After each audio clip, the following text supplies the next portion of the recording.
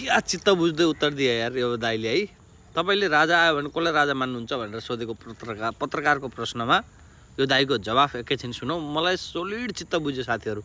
तपाईँहरूलाई के लाग्छ कमेन्ट गर्नु होला। अत्यन्तै जेन्युन उत्तर दिनुभएको छ र यो विचार जुन छ राजा आयो भने को राजा मान्ने भन्ने प्रश्नको उत्तर पुरा एकचोटि सुन्ने प्रयास गर्नु होला है त। के अब राजा आयो भने तपाईहरु कसलाई राजा मान्नु? राजा आयो भने राजालाई राजा मान्छौँ नि। पूर्व राजालाई नै गर्न कस्तो पूर्व र उत्तर भन्नुभएको? यो राजा हुनुभन्दा अगाडि को राजा छ र? तपाईँको प्रश्नमा राजा कसलाई मान्नुहुन्छ भने कसलाई मान्ने त? तपाईँलाई मान्ने त? तपाईँलाई त तपाईँको साथीले मान्दैन, तपाईँको गर्लफ्रेन्डले मान्दिन, तपाईँको श्रीमतीले मान्दिन। सबैले मानेको मान्छे को हो त यो देशको? पृथ्वीनारायण शाह हो नि। उसको वंशजको राजा हुन्छ नि। अहिले उसको वंशजको प्रतिनिधित्व गर्ने सबभन्दा बुढो मान्छे को छ? राजा त सबभन्दा जेठो हुन्छ नि। यो त तपाईँहरूको प्रश्नै गलत छ। स्वतः बदर भयो, यो प्रश्नै बदर भयो। जस्तो दुईपट्टिसम्म त राजा भगा हुने त खोइ त उ बेला केही पनि गर्न सकेन नि त उहाँले पनि। तपाईँले के गर्नु पर्यो? तपाईँ त्यसै बर्डन ठुलो हुनुभयो, तपाईँको बाबुले केही नगरी यत्रो हुनुभयो, तपाईँको आमाले केही नगरिकन तपाईँ यत्रो हुनुभयो। के प्रश्न गर्दै हुनुहुन्छ तपाईँ? यत्रो देश तपाईँ 4 आना जग्गा जोड्न सक्नु भएको छ अहिलेसम्म? 1,47,181 वर्ग किलोमिटर क्षेत्रफल हो। त्यो भनेको कति हो हेक्टर हो थाहा छ? थाहा छ तपाईँलाई? तपाईँ जीवनकालभरि काठमाडौँमा 4 आना जग्गा जोड्न नसकेकोले भौतारिएर हिँडेको होइन यो माइक बोकेर? कसरी जोड्नु भयो त राजाले यत्रो यो जग्गा जमिन? यत्रो देश कसरी बनाउनु भयो त राजाहरूले? केही पनि भएन। केही पनि नभएको भएदेखि तपाईँ नेपाली कसरी हुनुभयो त? अहिले गणतन्त्रले माने काम त भइराख्छ नि। अहिलेको नेताहरूले जेन्जी पछिको अहिलेका सिजा नेताहरूले काम त गरिरहेको छन् नि त। ठिक छ, यहाँ ल्याउनुहोस् माइक। अब काम भएको भए सिंहदरबार जलेको किन त? काम भएको भए सिंहदरबार जलेको किन त? सर्वोच्च अदालत जलेको किन त? अनि त्यो संसद भवन जलेको किन? सरकारको 3टा अङ्ग हुन्छ क्या भाइ, कार्यपालिका, संसद अनि व्यवस्थापिका है। व्यवस्थापिका, न्यायपालिका 3टा अङ्गमा 3टै अङ्ग जलाइदिए जनताले। वडा कार्यालय जलाइदिए, नगरपालिका जलाइदिए, नेता बस्ने घर जलाइदिए। अनि अझै पनि तपाईँ राजा आउँछन् र राजा नयाँ को आउँछ त? प्रचण्ड चाहियो अझै तपाईँलाई? तपाईँलाई अझै केपी ओली चाहिएको हो? त्यो अस्ति 23 गते मर्ने मान्छेमा तपाईँको भाइ भएको भएदेखि तपाईँ के गर्नुहुन्थ्यो? केपी ओलीको गएर तल घुँडाको पानी खानुहुन्थ्यो कि गएर केपी ओलीलाई गोली ठोक्नुहुन्थ्यो? हिजो 10 वर्ष जनयुद्धमा मान्छे मार्दै गर्दा तपाईँको आमाको सिन्दुर पुसेको भएदेखि तपाईँ आज कहाँ हुनुहुन्थ्यो? यस्तो प्रश्नले यो देशको समस्याको समाधान हुँदैन। तपाईँले पृथ्वीनारायण शाहको उपदेश पढ्नु भएको छ? पृथ्वीनारायण शाह को हुन् थाहा छ? अमरसिंह थापा को हुन् थाहा छ? बलभद्र कुँवर को हुन् थाहा छ? भक्ति थापा को हुन् थाहा छ? इतिहास थाहा छ? पहिला पढ्नुहोस्, तपाईँहरूले अध्ययन गर्नुहोस्। त्यही भएर तपाईँले पृथ्वीनारायण शाहलाई पहिला पढ्नुहोस् अनि देशमा राज संस्था किन आवश्यक छ भन्ने कुरा महसुस गर्नुहोस्। जस्तो अब गणतन्त्रले के काम गर्थ्यो भने तपाईँ यो माइक लिएर यहाँनिर आएर 2-4 हजार 5-10 हजार कमाउनको लागि युट्युब च्यानल खोलेर बसिराख्नुहुन्थ्यो? यही देश अमेरिका हुन्थ्यो नि?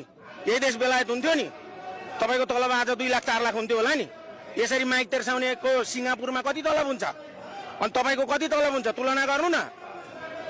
तपाईँको त्यो स्थिति हुन्थ्यो भने यो गणतन्त्र ठिक थियो।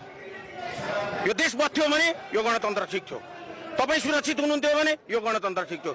भाद्र 23 र 24 गते यो देशको प्रधानमन्त्री सुरक्षित थिएन, यो देशको राष्ट्रपति भएको थियो। तपाईँ आफू अहिले गणतन्त्रको पक्षमा कुरा गर्नुहुन्छ। त्यही भएर तपाईँहरूले पहिला अध्ययन गर्नु जरुरी छ। पत्रकारहरूले पहिला सही कुराको सम्प्रेषण गर्नु जरुरी छ। पत्रकारिताले गलत पत्रकारिता गर्यो र गलत प्रश्न गर्यो भने, इतिहास पढेन भने, देशको आवश्यकतालाई बुझेन भने त्यो देश धुलिसात हुन्छ। आज हरेक नेपाली एकदम समस्यामा छ। हेर्नुहोस् भाइ, आज हरेक नेपाली समस्यामा छ।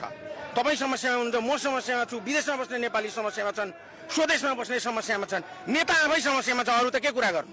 देश समस्यामा छ।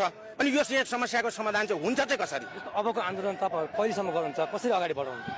आन्दोलन त निरन्तर रूपमा आन्दोलन गर्नु हाम्रो रहर होइन नि। हामी के भनिराखेका छौँ? हामी कसैलाई निषेधको राजनीति गर्न खोजिरहेका छौँ?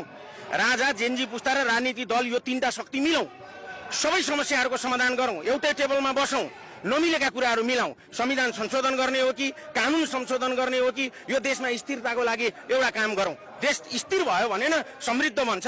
त्यतिकै हावामा समृद्ध नेपाल सुखी नेपाली भनेर सिंहदरबार जल्दैन। भयो समृद्धि? समृद्धि त कहाँ आयो? बालकोटतिर आयो। समृद्धि कहाँ आयो? गुन्डुतिर आयो। तपाईँले देख्नुभयो होला नि कुटी, त्यो कुटीमा गएर सोध्नु न। बालकोटको कुटीमा गएर सोध्नु त यस्तो हुन्छ कुटी? हो, अब कहिलेसम्म आन्दोलन भने जहिलेसम्म यो देशको समस्याहरूलाई एक ढिक्का गरेर नेपाली एक ठाउँमा आउने कसरत गरिँदैन, त्यो स्थिति ल्याइँदैन, तबसम्म आन्दोलन। जबसम्म तपाईँ सुरक्षित हुनुहुन्न तबसम्म आन्दोलन।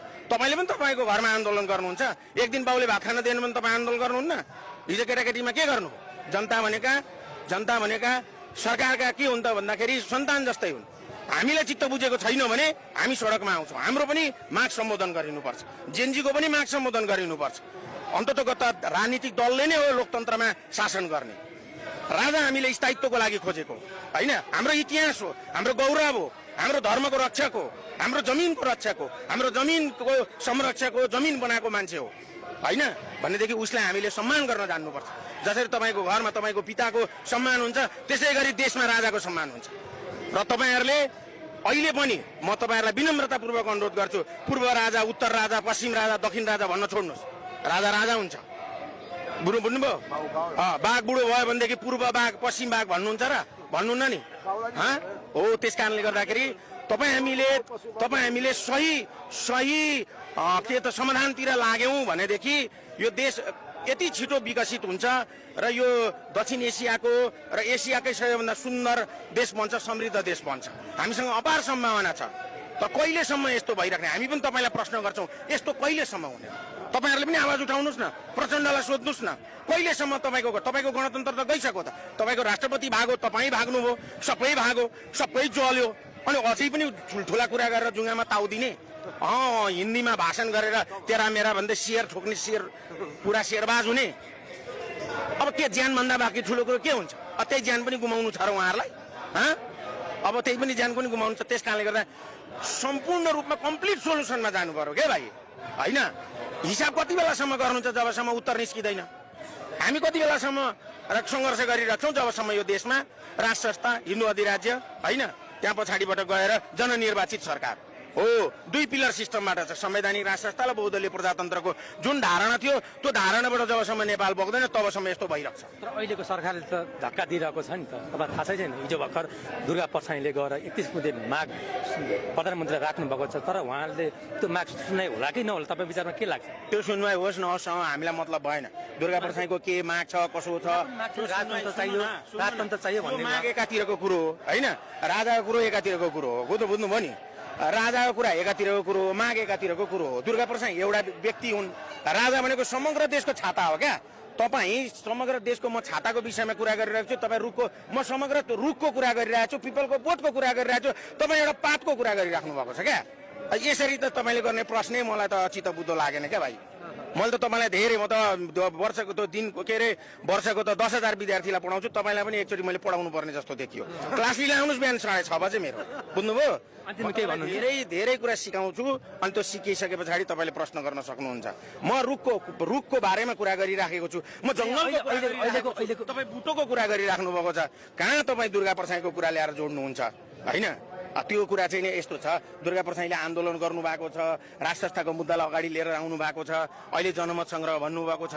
राजा आउने विभिन्न तौर तरिकाहरू हुन्छन्। जनमत सङ्ग्रहबाट पनि ल्याउन सकिन्छ, आन्दोलनबाट ल्याउन सकिन्छ, सेनाको ओभरटेकबाट ल्याउन सकिन्छ होइन, विदेशीहरूको दबावमा ल्याउन सकिन्छ। तीमध्ये एउटा तरिका उहाँले भन्नुभएको, तर जनताले त्यो तरिकालाई मन पराएका छैनन् होइन। हामी राजावादीले त्यो तरिकालाई एक्सेप्ट गरेका छैनौँ। स्वयं राजाले एक्सेप्ट गर्नुभएको छैन जस्तो मलाई लाग्छ। स्वयं राजनीतिक दलहरूले एक्सेप्ट गरेको छैन। जनमत सङ्ग्रह गर्नको लागि अहिलेको संविधानको 2/3 बहुमत चाहिन्छ। अब संविधानको संसदै छैन भने के कसरी ल्याउनुहुन्छ त 2/3 बहुमत? कसरी जनमत सङ्ग्रह हुन्छ त? अनि दुर्गा परसाईले कोही कोर्टको खल्तीबाट ल्याएर घोषणा गरिदिने त? उहाँले पनि झापामा लगेर राजालाई लिएर गएर त दीप बालेका हुन् नि एक त। हो त अब के गर्नु त? राजाले दीप बाल्नु भयो त, बाल्नु भयो र त उनलाई चाहिँ होला त नि भनेर सबैले साथ दिइरहेको छ नि त अहिलेसम्म होइन हो। यस कारणले गर्दाखेरि सबै मान्छे चाहिन्छ क्या, सबै मान्छे चाहिन्छ। दुर्गा परसाई चाहिन्छ, काङ्ग्रेस चाहिन्छ, एमाले चाहिन्छ, माओवादी चाहिन्छ, राजाका लागि सबै चाहिन्छ, तपाईँ चाहिन्छ, अर्को चाहिन्छ होइन। तपाईँहरूले के सोध्नुहुन्छ भनेदेखि तपाईँहरू राजावादीहरू एक हुनुहुन्न, तपाईँहरू पनि त युट्युबहरू एक हुनुहुन्न नि त। 100 एउटा युट्युब किन खोल्नु पर्यो? एउटै खोले भइगयो नि। कान्तिपुर टेलिभिजन छ त, त्यसैमा गएर काम गरे भइगयो होइन। किन खोल्नु त तपाईँहरूले पनि? ल धन्यवाद।